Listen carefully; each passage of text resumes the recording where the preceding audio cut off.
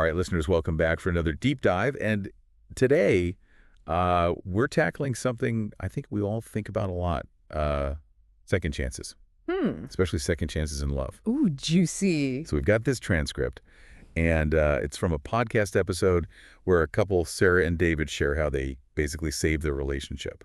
Oh, wow. Yeah, and it got pretty bad. So Oh, no. yeah, Yeah. but they brought it back from the brink. And there's a lot to unpack, I think, for all of us. Yeah, absolutely. I mean, from just glancing at the transcript, what really struck me was that their story isn't some, crazy dramatic cheating scandal or a huge blowout fight. Right. It's really about like just daily life getting in the way and just slowly eroding their connection. Ugh. It's so relatable. It's like you get busy, you fall into routines, and all of a sudden you realize you're living more like roommates than like, romantic partners. Totally. Yeah. So did they talk about how they snapped out of that autopilot mode? Yeah, they did. They said it took hitting a really low point, feeling completely disconnected from each other to finally realize how much they had lost. Wow. But the thing is, they still loved each other. Okay. And that little flicker of love, it was enough to make them fight for the relationship, and they decided to finally have the big talk that I think a lot of couples avoid. Okay. Honesty time. We've all been there, right? Don't know? It's so tempting to just sweep things under the rug. Oh, yeah. But clearly they chose a different path. So what happened in that conversation? Did they just yell and scream and air all their grievances? It was actually deeper than that. They really talked about their own individual roles in, how the relationship got to that place. It takes two to tango, as they say. Exactly, yeah. And Sarah, she confessed that she often resorted to those "you always" statements. Oh, yeah. Which immediately put David on the defensive. Right. And through couples therapy, they actually learned to replace those accusations with "I feel" statements. Interesting. So focusing on her own emotions instead of blaming him. I like that. That's a really simple but powerful change in communication. Yeah, it's huge. Did they share any other communication hacks that they learned? Oh, for sure they did.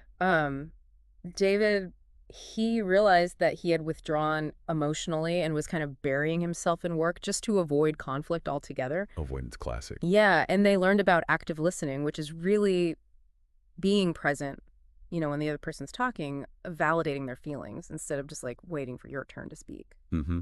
Yeah, it sounds like therapy was a real turning point for them. Was there a particular aha moment that really shifted things for them? Yeah, there was. They delved into attachment styles, which helped them understand how their own childhood experiences were actually shaping their relationship patterns. That's fascinating. Yeah, it's really interesting stuff. So Sarah realized her anxious attachment style made her crave constant reassurance. Oh, okay. While David's avoidance style led him to pull away when things got too intense. Right. And this breakthrough, it helps them have more compassion for each other's, seemingly irrational behaviors in the moment. So many arguments are probably just clashing attachment styles in disguise. Oh, I think so, for sure. So, okay, they cracked the communication code, but rebuilding trust, that's a whole other beast. It is. How did they tackle that? Well, it took radical transparency and a willingness to be vulnerable. Okay. Sarah actually shared a journal with David detailing all her fears and insecurities. Wow. Which helped him understand the depth of her hurt. That's a big step. Yeah, it is. And they also emphasized forgiveness, not just for each other, but for themselves. Right. Because dwelling on past mistakes, that wouldn't let them move forward. Absolutely. Forgiveness, especially self-forgiveness. So powerful, but so hard. So hard. Yeah. Did they talk about the, rekindling the romance part? Getting that spark back? I mean, that's got to be tricky after all that heavy lifting. They did. And their approach was really practical. They started having regular date nights, trying new things, making time for activities they both enjoyed, like hiking and cooking together. Cute. It was all about intentionally creating shared experiences and rediscovering the joy of simply being together. I love that. So what can we, the listeners, take away from Sarah and David's journey? Because it's inspiring for sure, but also sounds like a ton of work. Yeah, for sure. I think their story reminds us that even deeply damaged relationships can heal with effort, commitment, and the right tools. Right.